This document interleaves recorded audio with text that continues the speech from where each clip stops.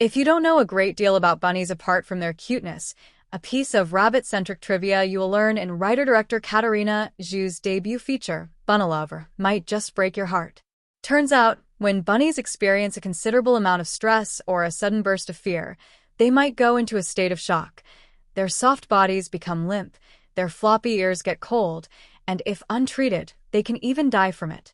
Rest assured, there are no gruesome bunny deaths to worry about in Zhu's intimate yet slight portrait of New York-based Chinese-American camgirl Rebecca, delicately portrayed by Zhu herself. But existential dreads and visceral gusts of panic are quietly and symbolically everywhere in the film, as Rebecca drifts through her dead-end day job as a personal assistant and her alternate persona by night as an online sex worker. These anxieties don't manifest themselves in obvious ways, but through a sense of confinement and loneliness Rebecca seems to be trapped in, realities that Zhu and her cinematographer Daisy Zhou capture in airless, claustrophobic frames. In a way, Zhu's excessively tight camera work feels redundant in Bunnylovr, as the physical and emotional spaces Rebecca occupies already make us feel her seclusion clearly. Still, the close-ups intensify as she meets the mysterious John, the great Austin Emilio of Hitman Online one day, a client who happily slips her a quick $500 for a private session here and there. Eventually, this stranger insists on sending her a present. "It will make you less lonely," he insists. "Take good care of it." Enter the bunny teased by the film's title, a fluffy, dark-eyed sweetie pie Rebecca receives in the mail and names Milk, once she decides to keep it. Barely making life work as is, she protests at first that she can't take care of a pet in her current situation.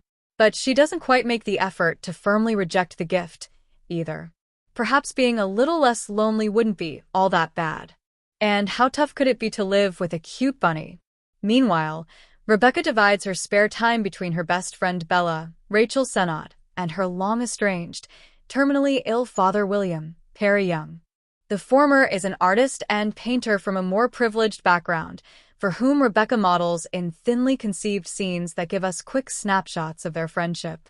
The latter connection re-enters her life after a chance encounter, with William keen on spending whatever time he might have left to bond with his daughter. Zhu is perceptive in excavating Rebecca's loneliness as she navigates the separate strands of her life in a state of emotional isolation. In fact, the filmmaker is at her most insightful when Bunnylovr interrogates the psyche of Rebecca as a woman below a certain age, who hasn't experienced the relative simplicity of the pre-internet world and has to reconcile the strange intersection of her online and offline connections with cautious consideration. Increasingly, every relationship in her life becomes a tricky question mark for Rebecca, especially the cagey John, a tempting presence who's both charming and alarming. It doesn't require much effort to see red flags if you simply ask yourself what kind of a person would send a bunny to a complete stranger. But John's unsettling aura manages to exceed expectations all the same when he starts asking Rebecca oddly fetishistic favors. Lie down, put the bunny on your stomach, move it lower and lower. The worst camera session unfolds when John asks her to do something that might just hurt the defenseless creature. But will Rebecca comply, or simply refuse? The self-examination that question sparks in Rebecca is a fascinatingly rich one that deals with notions like consent, personal boundaries, and abuse of power. Except, Zhu doesn't do anything all that interesting with this interrogation, other than briefly hinting at and abandoning it. Elsewhere, Zhu's tease of danger gives Bunnylovr a jolt of energy when Rebecca decides to have an in-person meeting with John. The filmmaker steers those silently perilous moments deftly, making us dread how dark it might get for Rebecca after what turns into the most uncomfortable movie date we might have witnessed this side of Taxi Driver.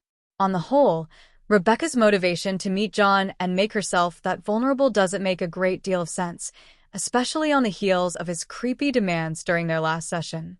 As such, the episode where Rebecca willingly drives to Pennsylvania to meet her online admirer feels more like a convenient excuse to move the plot forward, rather than a believable narrative development. In following Rebecca's deepening relationship with William across New York City, Zhu proves a lot sharper and more confident, especially in her smooth and sophisticated handle on the passage of time as he declines in health.